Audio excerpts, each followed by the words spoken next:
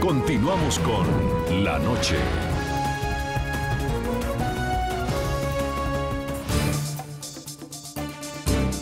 El nuevo y macabro hecho de violencia que conmociona a México trae a la memoria algunas advertencias y denuncias que ha hecho Human Rights Watch en el pasado reciente. En un documento enviado al presidente Enrique Peña Nieto, cuando estaba a punto de cumplir su primer año de gobierno en diciembre de 2013, la ONG alertó sobre algunos casos en los que estaba demostrado que militares y policías continuaban cometiendo graves abusos. El llamado de atención no pierde vigencia cuando en casos como el ocurrido en el estado Guerrero sigue saliendo a flote la presunta convivencia de carteles criminales con autoridades locales. En diciembre de 2006, recién posesionado el presidente Felipe Calderón, México vio el inicio de la denominada guerra frontal contra el narcotráfico y el crimen organizado. El ejército y la marina pasaron a ser eje central de la política de seguridad, y aunque diversos golpes fueron propinados contra los carteles criminales que controlan el flujo de drogas hacia Estados Unidos, el balance de la violencia fue sombrío. Al término del sexenio de Calderón, cifras oficiales reportaron 64.786 muertes violentas, mientras que investigaciones independientes registraron una cifra superior a 83.000 casos. El primer eje de mi gobierno es lograr un México en paz. Pondremos al ciudadano y a su familia en el centro de las políticas de seguridad. En diciembre de 2012 asumió el poder Enrique Peña Nieto con un gran desafío en sus manos: continuar la lucha contra el crimen organizado, pero con esfuerzos integrales más allá del uso de las armas, según destacó en sus promesas, para reducir la violencia. México exige vivir en paz. Estoy convencido que el delito no solo se combate con la fuerza. Es imprescindible que el Estado emprenda un esfuerzo integral para reconstruir el tejido social. Pese a estos anuncios, las cifras de muertes violentas tampoco han sido alentadoras durante el gobierno de Peña Nieto. Al finalizar su primer año de gestión en diciembre de 2013, habían sido denunciados 18.454 casos de homicidio culposo, según el Sistema Nacional de Seguridad Pública. Ante ese panorama, Human Rights Watch alertó en su momento la falta de un plan preciso en seguridad para México. Si bien ha señalado reiteradamente que la prioridad de su estrategia de seguridad es reducir la violencia, hasta ahora no ha definido un plan concreto sobre cómo lograr este objetivo. Cuando la situación de la violencia ha requerido una intervención federal, su estrategia pareciera haber sido prácticamente indistinguible de la de su predecesor. La ONG había advertido sobre la falta de resultados frente a graves violaciones de derechos humanos en México y los abusos cometidos por miembros de las fuerzas de seguridad. Human Rights Watch ha identificado casos que demuestran que militares y policías continúan cometiendo graves abusos de manera impune durante su presidencia. Estos hechos incluyen desapariciones forzadas, ejecuciones extrajudiciales y torturas en estados en todo el país. El pasado 30 de abril, el gobierno mexicano publicó su denominado Programa para la Seguridad Nacional 2014-2018 con dos objetivos estratégicos que el presidente Peña Nieto defiende como una política multidimensional y cuya ejecución está aún por verse en medio de los desafíos que representa el recrudecimiento de la violencia.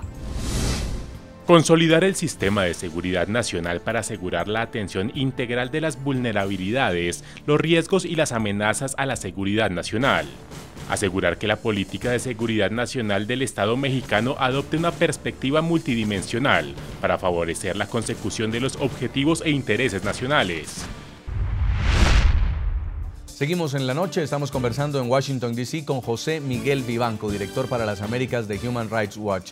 Señor Vivanco, ustedes habían enviado una carta al presidente mexicano cuando iba a cumplir su primer año de gobierno y explicaban justamente que México estaba sumido en una crisis de derechos humanos, que existía casi una impunidad absoluta por abusos generalizados, incluidas torturas, ejecuciones extrajudiciales y desapariciones forzadas, y que la retórica que en ese momento estaba utilizando Peña Nieto no ayudaba a definir una estrategia concreta de seguridad. De allí hasta el día de hoy, ¿ha cambiado en algo la situación? Muy poco. Yo diría que prácticamente nada, Jason. Es lamentable, pero lo que subsiste es más bien retórica, que habla de las buenas intenciones del gobierno federal.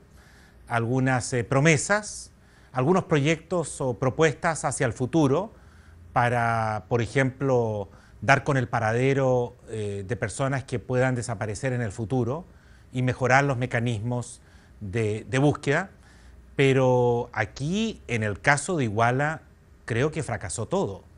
Primero porque en Guerrero la impunidad es casi del 100%. Y segundo porque a pesar de que lo peor de la tragedia del secuestro, es decir, el que podía convertirse en una masacre, en una ejecución colectiva, masiva, de 50, 40 jóvenes, algo que felizmente no ha ocurrido en México de la época de Tlatelolco, es decir, de esas masacres de fines de los 60. Ese temor, esa preocupación se dio dentro de las primeras 24 horas en México. Y México y el gobierno federal no tuvo a su disposición un mecanismo de alertas tempranas, un mecanismo de prevención de una masacre, yo diría prácticamente anunciada, porque hasta ahora estos temas han estado yo diría en un tercer o cuarto plano en la agenda de prioridades del gobierno federal de México. Señor Perseo Quirós, director ejecutivo de Amnistía Internacional, quiero también conocer de parte de organizaciones como la suya, que están haciendo el estudio de las violaciones a los derechos humanos que se están cometiendo en México, si podemos hablar de un fracaso del gobierno de Enrique Peña Nieto en esta materia. Mira, Jason, antes que eso quisiera manifestar mi preocupación por algunas cosas que estoy escuchando. La primera es que creo que el análisis del caso de Ayotzinapa se está volcando meramente a un tema de seguridad, y creo que esa no debería ser la perspectiva. ¿Por qué?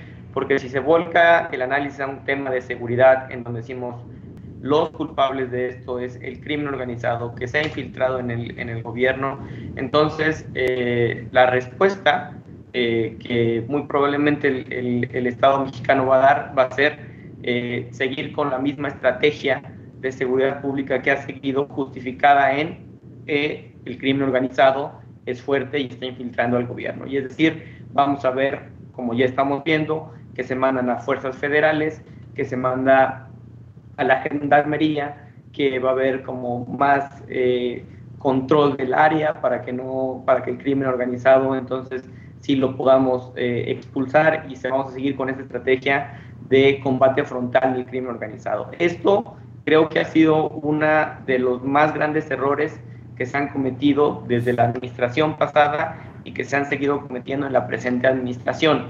Y si bien coincido con lo que decía José Manuel Bianco en el sentido de que este hecho que pasó en Iguala no es un hecho que nace en un vacío, sino nace en un contexto que implica un contexto de violaciones a derechos humanos, que implica un contexto en donde no hay control efectivo por parte hacia las autoridades policiales, donde las autoridades policiales o encargadas de hacer cumplir la ley no tienen protocolos efectivos de uso de la fuerza, y en el momento que los tienen, estos no se aplican, y en el momento en que no se aplican, no hay ninguna sanción ante esta cuestión.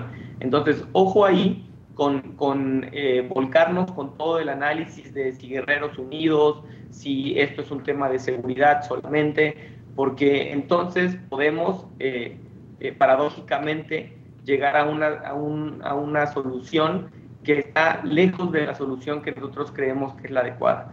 Y la solución que creemos que es la adecuada es tener un enfoque de seguridad, sí, pero con derechos humanos. Y esto es lo que ha faltado. Y de lo que no se está hablando, y que es muy importante que se hable, son de dos cosas. Uno, la responsabilidad por parte del Estado en la desaparición de estos jóvenes, sí, porque tenemos varios elementos para pensar que esta es una desaparición forzada por el involucramiento de agentes del Estado, y por lo tanto la investigación que se debería seguir es por una desaparición forzada que hasta el momento no se ha seguido. Y otra parte que que tampoco podemos perder de vista es que, si bien es cierto que se han encontrado cadáveres en estas fosas, hay jóvenes que siguen faltando y no se ha probado todavía que los cadáveres que están en esas fosas corresponden a los cuerpos de los chicos que fueron desaparecidos forzadamente. Por lo tanto, el gobierno necesita seguir con una Señor búsqueda. Quiroz. Sí. Es en este momento la posición de Amnistía Internacional. Queríamos escucharlo y agradecerle mucho también por este balance que está haciendo a propósito de la situación de derechos humanos en México. Muy amable por haber estado con nosotros. Gracias, hasta luego. Vamos a hacer una pausa comercial, ya regresamos en el programa La Noche. Estamos hablando de la crisis de derechos humanos en México tras la desaparición de 43 jóvenes en la localidad de Iguala, en el estado de Guerrero. Ya volvemos. Ya regresamos con La Noche.